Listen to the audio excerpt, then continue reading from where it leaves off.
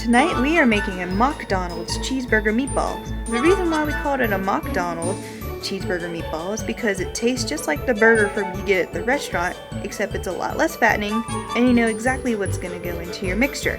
So you kind of have a guilty-free dinner that tastes just as good, if not better. Let's see how we make these MockDonald's cheeseburger meatballs.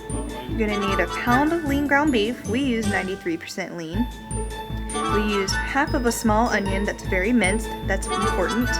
Third of a cup of garlic and herb breadcrumb. You can use whatever breadcrumbs you want, seasoned better. Salt and pepper, and then we got some garlic powder and paprika. We didn't give measurements because you can use your desired amount. I use about 7 squirts of Worcestershire sauce. You can use more or less, whatever you want.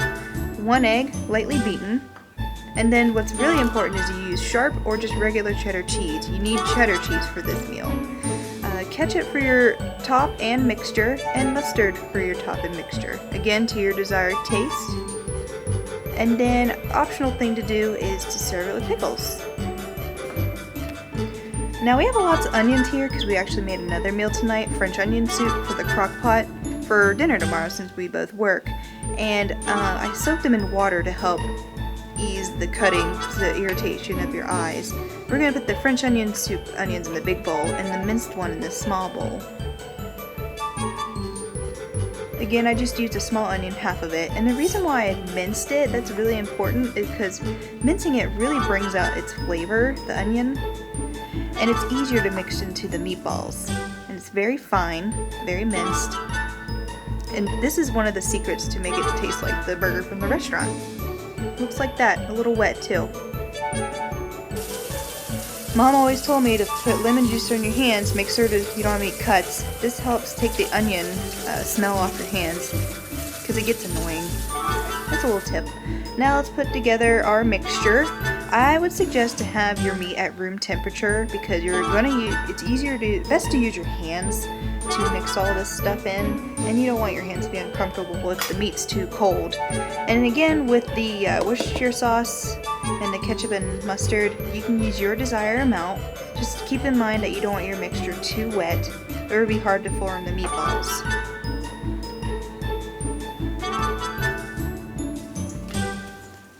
Use your clean hands, of course.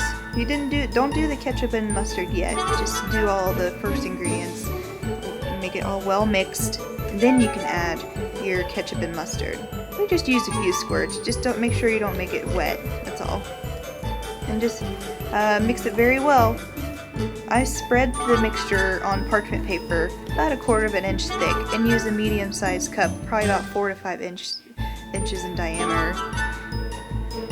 And you can just gently pull the meat back out onto a well-greased foil pan. You can make however size you want. You can do bigger or smaller. Just keep in mind that you don't want to overstuff it with cheese because it'll be hard to pinch. You can even use a spatula to help scoop it out. Whatever you want.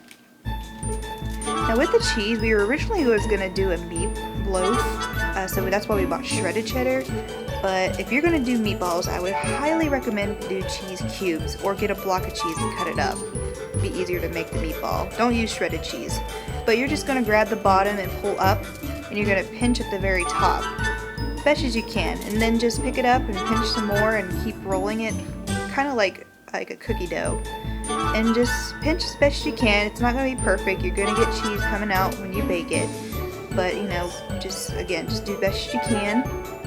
And you got a nice size, good old meatball. Bam.